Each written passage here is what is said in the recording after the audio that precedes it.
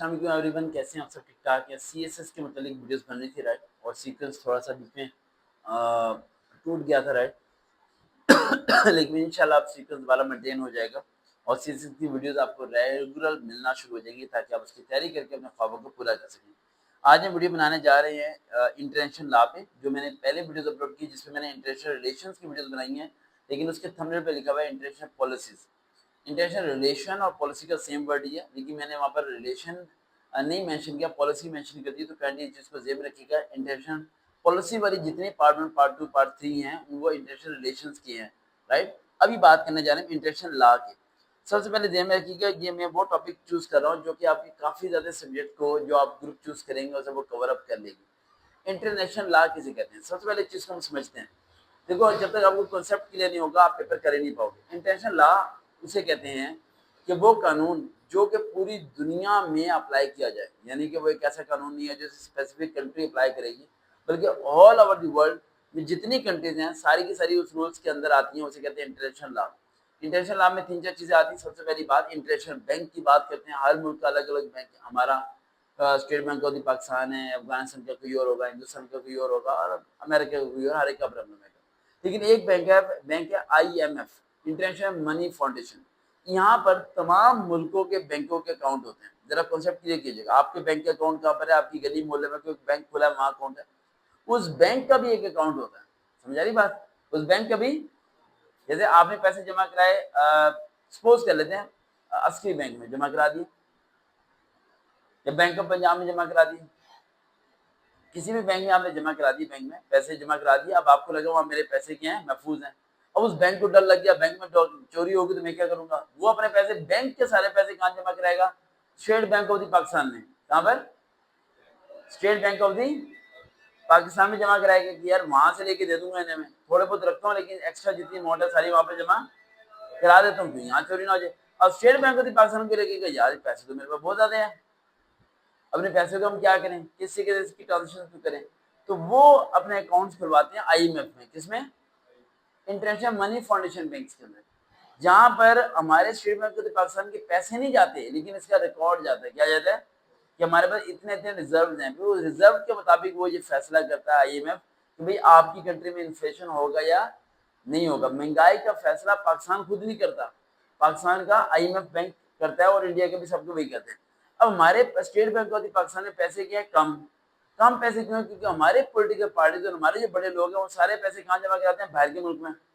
اب باہر کے ملک کے بینک کی ورک کیا ہوتی ہے؟ زیادہ۔ ہمارے بینک کی ورک کیا ہوگی؟ کم۔ لوگ یہاں کے امیر ہیں، سیاسی لوگ، لیکن بینک کیا ہے؟ کم ہے، لو ہے۔ سمجھ آ رہی بات؟ بینک لو ہے۔ اب وہ بینک لو ہے تو بینک کی جب ہسٹری جاتی ہے IMF کی بات، تو IMF کہتا ہے لو لون، کیا لو؟ لون لو، کیونکہ تمہیں اسٹیبل ہونا ہے۔ تمہیں کیا ہونا ہے؟ اسٹیبل ہونے کے جب لون لیتے ہیں، لون کو ریکور کرنے کے لیے ہم کیا لگاتے ہیں؟ ٹیکس لگاتے ہیں، اور ٹیکس میں بھی سیاسی پارٹیاں کیا کرتی ہیں؟ پیسہ کھا لیتی ہیں، پھر اسٹیٹ بینک کو پیسہ نہیں پہنچتا، پھر یہ دوبارہ کہتے ہیں لون۔ اس سے صرف عوام، اس سے کوئی پستا نہیں ہے۔ لیکن ہم عوام اس ٹاپک پہ نہیں آنا چاہ رہے، ہم انٹرنیشنل لا کے بارے میں اسٹڈی کرنے جا رہے ہیں۔ انٹرنیشنل لا جو ہے 100 نمبر کا پیپر ہونے والا ہے، آپ کو پتہ ہے۔ اب اس میں ہم پہلے پوائنٹ کی طرف آتے ہیں۔ آپ کو پتہ ہے کہ 20 مارکس کے MCQs اور 80 مارکس کے جو ہے سبجیکٹیو آپ کا پیپر آئے گا۔ اب چھٹی کر لو، چھٹی کر لو۔ اس کے بعد اب آتے ہیں انٹرنیشنل لا کے بارے میں کون کون سے کویسچنز ہیں جو امپورٹنٹ ہیں، جو آپ نے اسٹڈی کرنے۔ اب میں جو کویسچن آپ کو بتاتا ہوں، میں ہر ویڈیو میں آپ کو 15-16 سوال بتاتا رہا ہوں رائٹ۔ وہ 15-16 سوال میں پہلے آپ نے پراپرلی نوٹس بنانے ہیں، نوٹس بنا کے ریسرچ کر کے اس کے بعد آپ نے کیا کرنا ہے؟ آگے پڑھنا شروع کرنا ہے۔ پہلے نوٹس خود بنانے ہیں رائٹ، نوٹس مانگا نہ کرو، نوٹس بنانا شروع کیا کرو۔ اوکے، اللہ حافظ۔ پہلا سوال آپ نے کہنا ہے ڈیفائن انٹرنیشنل لا، سمپل سی بات، and what is its nature and law and morality discuss with the arguments. Argument کے ساتھ انٹرنیشنل لا کے بارے میں بتانا ہے آپ نے، چیزیں کلیئر کرنی۔ اگر what are the sources of the international law, international law کے سورسز کون کون سے ہوتے ہیں؟ آرٹیکل 38۔ اچھا اس میں دیکھنا آرٹیکل لازمی یاد کیجیے گا، پراپرلی اتھینٹک یاد کیجیے گا، غلط نہیں۔ اگر discuss the relation ship between international law and municipal law, municipal کسے کہتے ہیں؟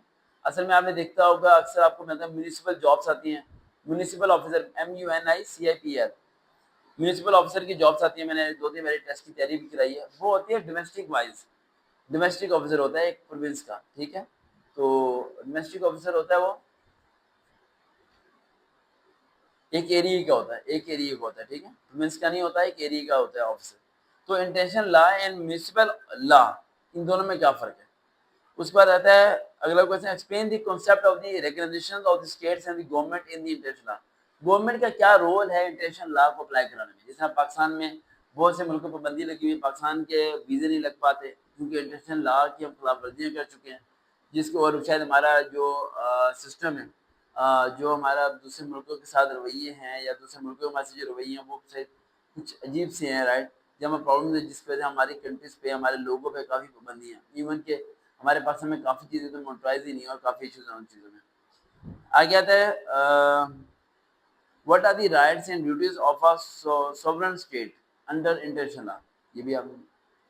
I explain the principle of jurisdictions under international law. یہ پڑھ کے جانا ہے. Discuss the concept of the neutrality in the international armed conflicts. آگے آتا ہے what is diplomatic immunity. Explain the rights and responsibilities of the diplomats under the Vienna Conventions of the Diplomatic Relations 1961. اس کا آتا ہے what is the role of the International Court of Justice ICJ in the development and enforcement of the international law. آگے what is humanitarian interventions, is it legal under international law. آگے define law of the sea and explain the concept of exclusive economic zone EEZ. آگے what is international criminal law, discuss the role of the ICC. آگے explain the rules of international humanitarian law IHL applicable during armed conflict. آگے discuss the legality of the use of the force in the international law, when is it permitted. یہ سارے آپ نے کر لینے. اب میں نے کم سے کم آپ کو 16-17 بتا دیے. اب ان سوالوں کو لکھ کے بھائی ان کے پہ ہیڈنگز بنانی ہیں. یہ ہیڈنگز کے بغیر نہیں ہوں گے, اور ایک ایک کے اندر منیمم بھی 16 ہیڈنگز 16 ہیڈنگز ہونے چاہیے. 16 ہیڈنگز کو اسپین کرنا بھی آنا چاہیے, پھر جا کے آپ کا یہ 20% ابھی کور کرایا میں نے, باقی بھی کراتا ہوں میں کور. دیکھتے ہیں چلیں ہوا اکیڈمی دوبارہ ملاقات ہوگی. اللہ حافظ.